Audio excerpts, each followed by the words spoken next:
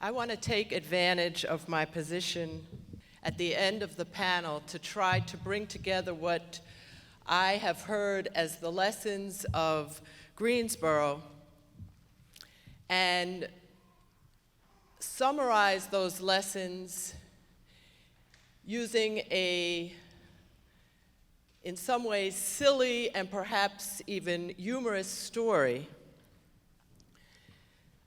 in order to illustrate what I think is the three faces of power that have been alluded to and in many ways powerfully illustrated by all of the prior speakers.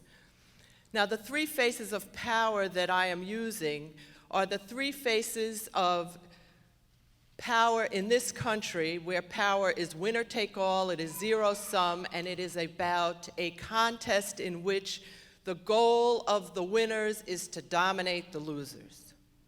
So this is power to win, power to control, power to dominate. And the first face is the contest. The first face is the visible contest, the conflict. And the second face is setting the agenda. Who sets the agenda for the conflict? And then the third face is the story that is told about the conflict. And I want to try to summarize what I think the other speakers have said using this model of the three faces of power, and then tell a story to bring it home. Now, I heard Manning Marable speak about the importance of racist violence as a symptom of larger structural inequality and structural violence, and that the challenge for all of us is to challenge this inequality from the margins of society and to acknowledge the role of conscious and dedicated minorities who can reveal through their struggle how society really functions. And so what I hear Manning talking about is that the importance of a struggle for justice is not just what happens on the first face, that is not just the conflict that is visible, and not just identifying who is setting the rules, but also becoming more eloquent and more committed to telling a different story. Telling a story that reveals the power of organized groups of people on the margins who struggle together not only to seize power in their own name, but to change the rules to benefit everyone. I heard Robbie talking about living with a dark cloud of fear, and what saved him was the fact that he was part of a community, a progressive community, a community that supported him and allowed him and his brother to survive. And it not only allowed Robbie and his brother to survive, but it allowed them to harness the energy and the anger that they felt and to use it constructively. Now, what I hear Robbie talking about is a fourth face of power. Okay, the first three faces are this idea of zero-sum, winner take all, I win, you lose, and therefore the goal must be to make sure that I am in a position to win. But this fourth face of power is about generative and creative and loving power. It is about power that is not simply distributing a scarce resource in a way that only a few people can win and therefore everyone else must lose, but it is the idea of power as a creative force, as a force that builds community, as a force that creates, not just destroys. And in my view, the only way we will be able to overcome the three faces of power as they have been constructed in this country is to begin to organize around this fourth idea, this fourth face of power, that the committed and dedicated minority that Manning talks about has to be a minority that becomes a majority because it is committed to building a community, because it is committed to creating resources, not just hoarding resources.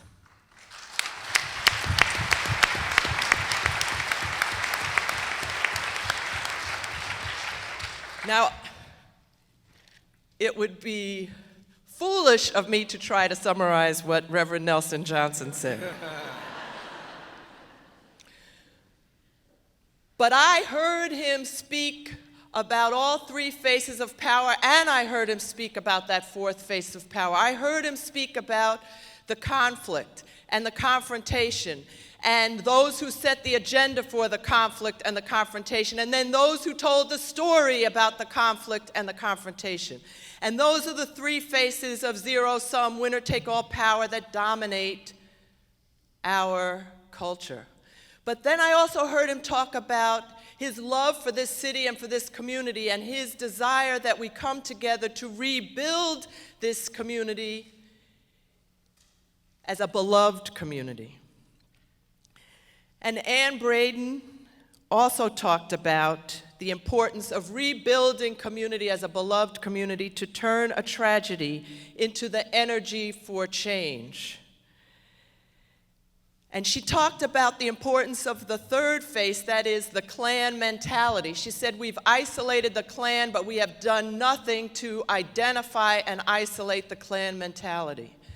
And so the challenge for us, as I said, is not just to understand the three faces of power, but to also mobilize as a community in service of this beloved community, of this notion of power that's not just power over, that's not just I win, you lose, but we can all win something if we work together.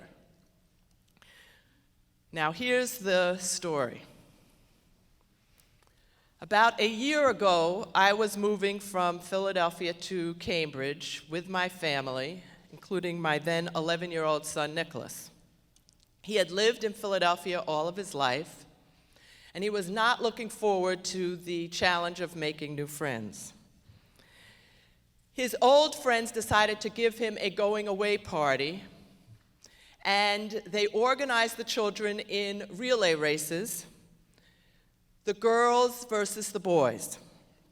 And the goal of the relay race was to carry a golf ball on a spoon from one end of the yard to the other without dropping the golf ball, and then to pass the golf ball still on the spoon to the next member of the team.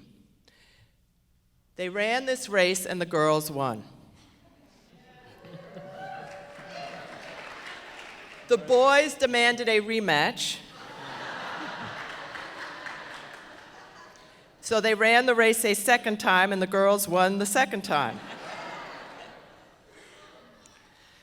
Now, the boys were aware that they were not succeeding,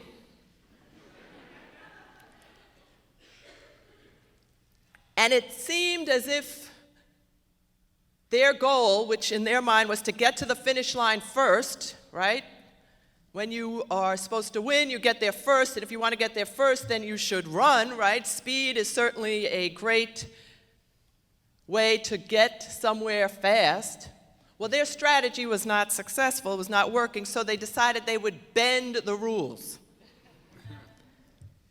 And they experimented with different and devious strategies. So one of their ideas was to take the golf ball and toss it toward the finish line.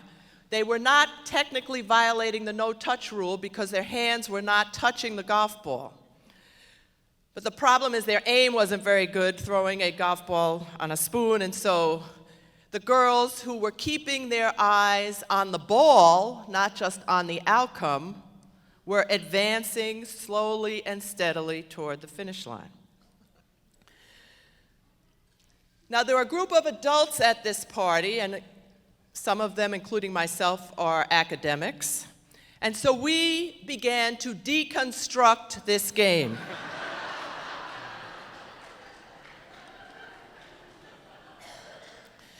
And of course, the first theory was that the game symbolized contemporary gender dynamics, right?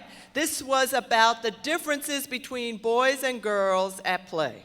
Girls are better at fine motor skills, boys have gross motor skills. Girls are more people-oriented. Girls are more oriented to preserving their relationships. Girls don't cheat, but follow the rules or cooperate rather than challenge or resist authority.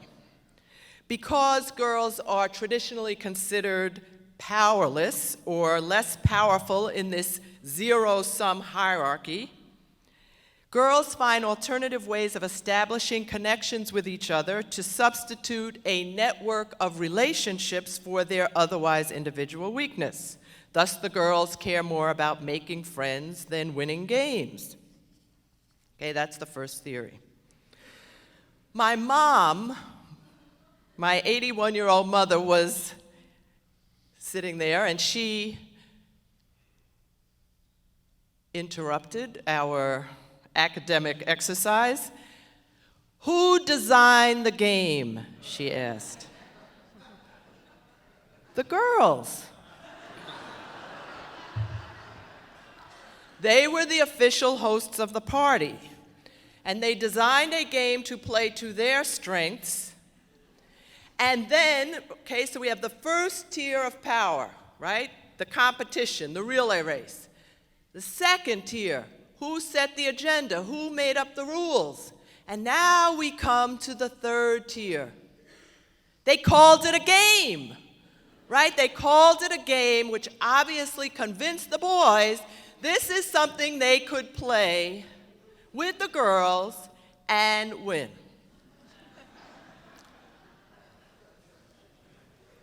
Now, I'm telling this story for a number of reasons.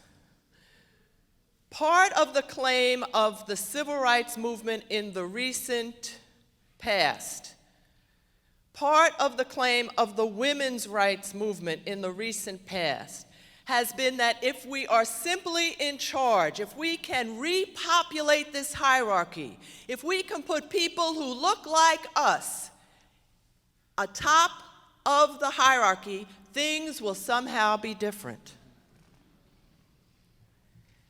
Now, these girls were atop the hierarchy. They designed a game. It may appear fair.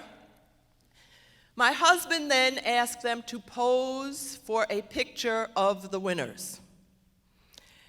And immediately the girls became boys. The picture of the girls looked like this. They were so tough, right? They were masculine, tough-minded, winners. And here's the key. As the winners, the girls then went on to play a number of other games that neither appealed to nor included the boys. Now, my son got upset. He thought he was the guest of honor at a going-away party, and yet he is not participating in playing or designing the games. And I asked him, I said, "Nico, why don't you just go with the boys and play your own games?" And he said, "Well, because the girls are the majority. And the majority rules, right? The majority gets to decide what games we play." Now, this is the same Nico who, when he was 4 years old, had a different take on majority rule. When he was 4 years old, we were reading a Sesame Street magazine, and the magazine was trying to teach kids about voting, and it had a picture of 6 kids trying to decide what game to play. And 4 kids had their hands raised because they wanted to play tag, and 2 kids had their hands raised because they had their hands down because they wanted to play hide and seek. And the magazine said, count the number of kids whose hands are raised, and then decide what game they'll play. And he dutifully counted. There were 4 kids who wanted to play tag out of 6, so what game would they play? And he said, well, they'll play both. First they'll play tag, and then they'll play hide and seek. And he was giving the privilege of going first to those with the most votes. but he also wanted to see that the losers get to take a turn. And so part of the challenge for those of us who want to understand the lessons of Greensboro and understand the lessons of zero-sum power in this country is, number one, to identify and keep in front of our minds at all times those three phases of power. It is not enough to understand the contest. It is always critical to understand who set the agenda.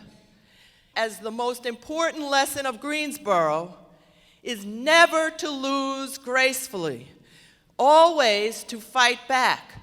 But when you fight back, don't just fight back to win so that you can dominate a new set of losers, but fight back in the spirit of this fourth dimension of power. Fight back in the spirit of Nelson Johnson's beloved community. Fight back so that everyone gets to take a turn. Thank you very much.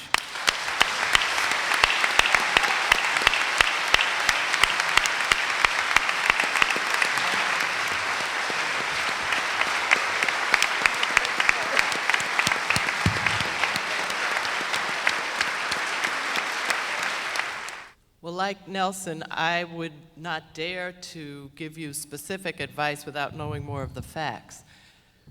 But I can tell you from my own experience in another institution called a law school, where the leadership is often not committed to progressive social change, that Anne Braden's advice, if they don't come after you, then do good work, right, under the radar. And if they do target you, then use that as a platform to continue to do your work and advertise. I think that part of the challenge and part of what I was suggesting in terms of not just trying to repopulate the hierarchy, but changing the rules, changing the fundamental understanding of what the relationship is between the members of the church and each other, not just the members of the church and the church leadership.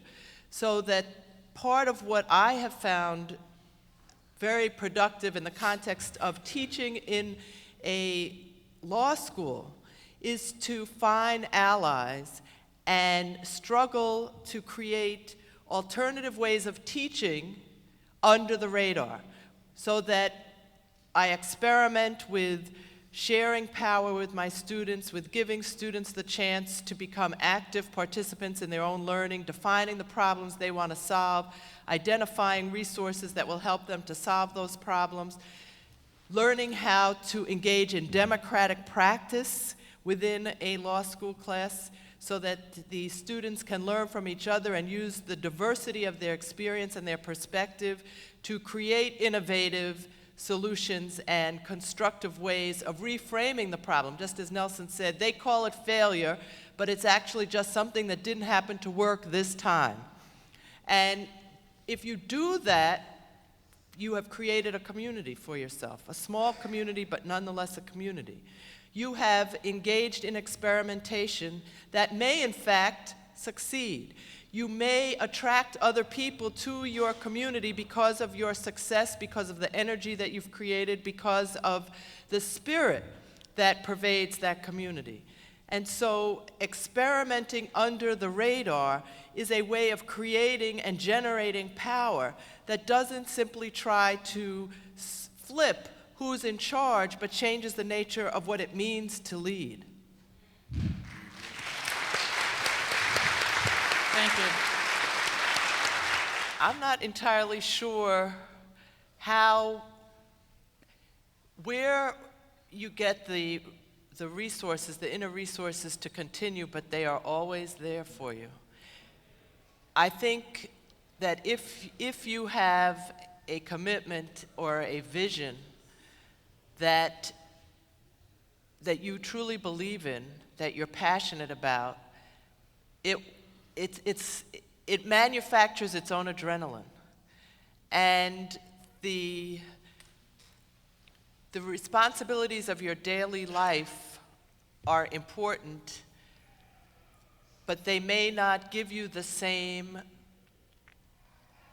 sense that you are alive for a larger cause than just picking up your dry cleaning or cooking. And so part of it is to understand that you're living life on multiple levels. One is to get through the chores, and the other is to really make a difference. And the chores are often exhausting, and making a difference or trying to connect up with other people can also tire you, but it is when you feel that you have actually connected to somebody else, that what you have done has left the world better, as a better place than what you found, that it is such a joy, it is such a tremendously powerful force that you can almost coast on it for a period of time. So I would really urge you never to allow the chores of life to become your life.